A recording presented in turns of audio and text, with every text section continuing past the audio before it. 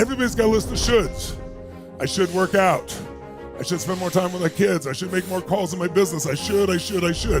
You do your shoulds when it's easy. When it's not, you don't. You just should all over yourself about not doing it, right? So what we want to do instead is get it to be a must. So when you see someone who's extraordinary at anything, they're not lucky. They're doing something different than you. If you see what they're doing and you do the same thing, if you plant the same seeds, you reap the same rewards. Whether you do it or not will have to do with some of your beliefs. If you have a belief that says, I should never earn more than my parents, it'll humiliate them, then every time you get close to doing really well, you'll sabotage it subconsciously. These stories get in our ways. If you're gonna run a business or run your life, I said it the other day, you can't manage something if you don't measure it. And the more you measure it, the better it gets, because where focus goes, energy.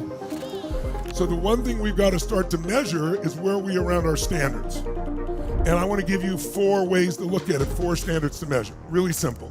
Think of it this way. These are the standards.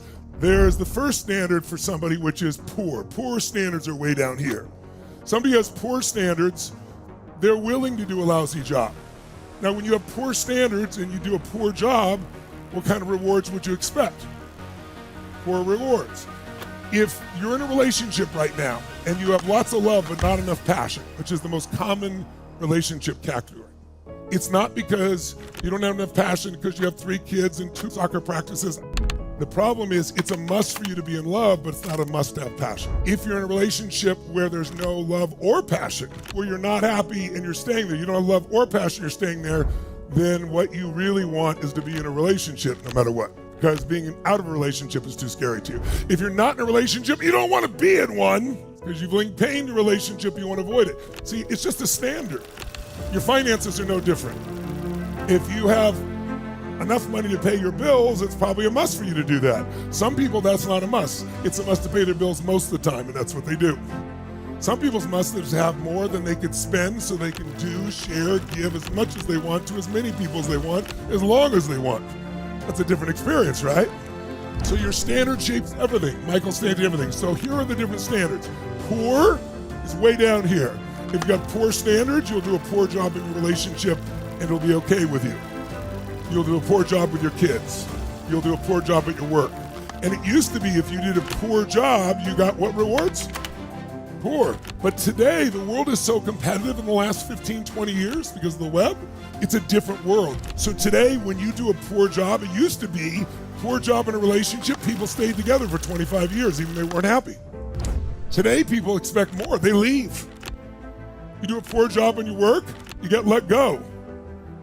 You do a poor job with your kids, used to be maybe they smoke cigarettes. Today, they've got more information through the web and the least amount of supervision any time in history.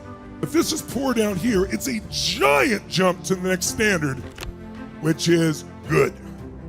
Most people in Western cultures have been taught to be good. Be a good friend, be a good bloke, be a good mother, be a good father, be good. And see, the thing is, good seems so wonderful because if you did a good job, you got what kind of rewards? Good, that's how it always was, not anymore. Today the world's so competitive, you do a really good job, you get poor rewards. If you do a good job at work, you're probably gonna get canned, especially as the economy gets tightened. And good people don't understand this. I'm good, how can they fire me? Because you're good. Because that's not enough anymore. And they don't like that. If you do a good job in your relationship, your partner will take in energy somewhere else as a minimum. Or they may cheat on you, or they may leave you. Because people expect a lot more than good now. I remember I get stopped on the street every day and people tell me the most beautiful stories or they ask me questions, and the most common question I'll get multiple times in a month, at least once or twice, I know when they're gonna say it almost because I can tell by the state someone's in. They'll say, hey, you're Tony Robbins, hey. And they'll eventually say, can I ask you a question? I'll say, yeah, and they'll say something like this. I'm really a good man. I'm really a good woman.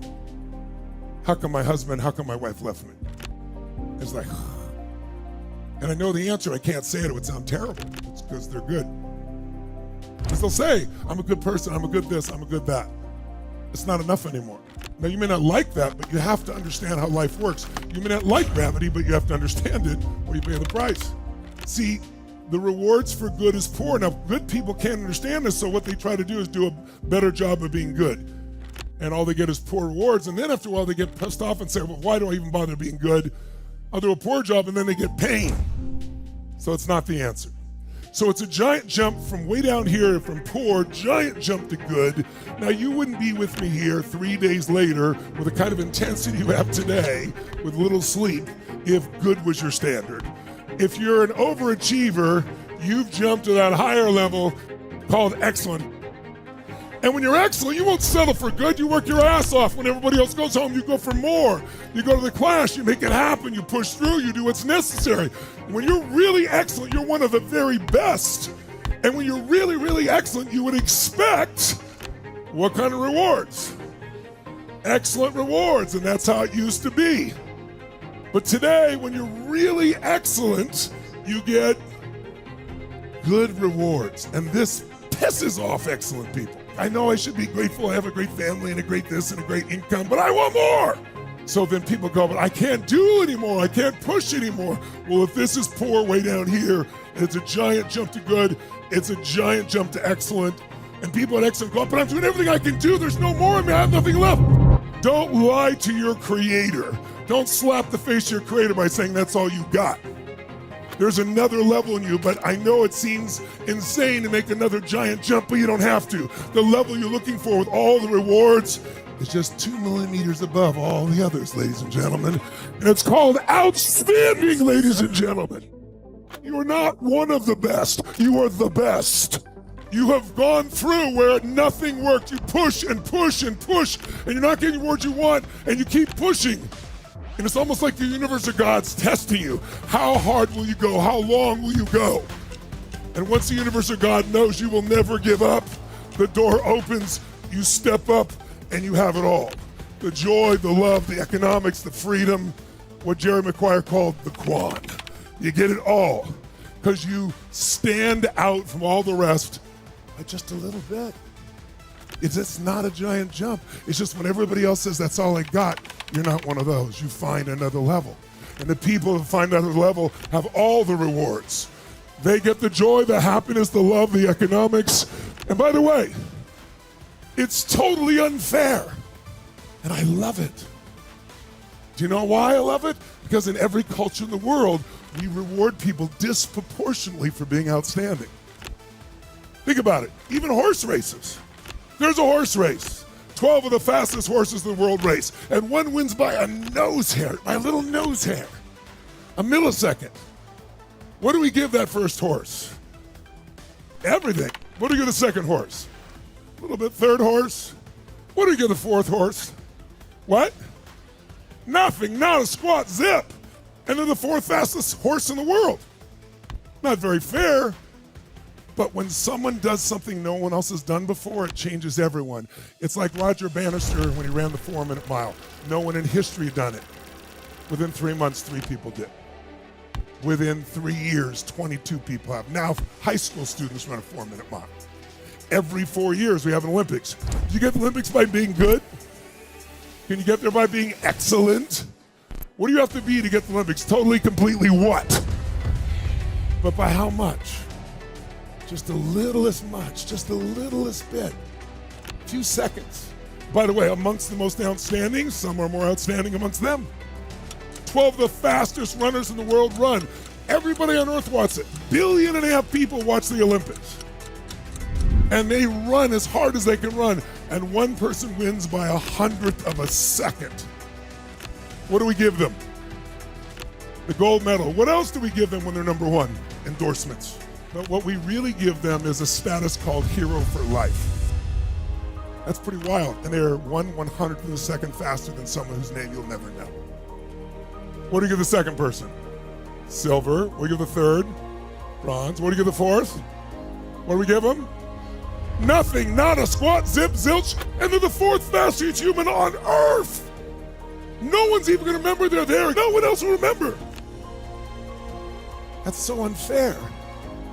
But it's amazing because every 4 years, as a result of that, human beings jump higher, they run further, they break.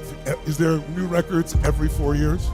How's that possible? Because that standard gets set higher and higher, and then somebody else believes it, someone else experienced it. Now, so you go, well, I'm screwed then because I'm not fast. Well, here's the good news. Life is not a sport. It's not a win-lose. Could every person in this room be an outstanding friend, yes or no? Could you have an outstanding family? Could you have an outstanding economic world, yes or no? Could you be an outstanding lover? How do you know? Because you know inherently outstanding is not just skill. When there's something inside you that will not give up, when there's something inside you that values something more than yourself, and you want to serve it, superhuman energy comes into your nervous system. So decide now not to settle. No matter what the hour, no matter how tired, we jump higher, we use our voice more. When we're exhausted and think there's nothing left, we go, bullshit, there's more in me. You push through and you find your second wind. You do that enough times, it's like lifting that weight that's so hard. And you think, oh, I can't do one more. But what's more important is your example for yourself. So from this moment on, make that choice. Nothing I'm going to do tonight's going to be good or excellent. I'm going to give that extra ounce. When there's nothing left, there's still more. And the muscles will expand, not just the physical muscles, the more important muscles, the emotional and spiritual muscles. Courage unused does not expand, it shrinks. Passion unexpressed does not expand, it shrinks. Love unshared does not grow, it shrinks. You don't use it, you use more of it, you get more of it, because it's already in you. All we're doing is waking it and unleashing your true self.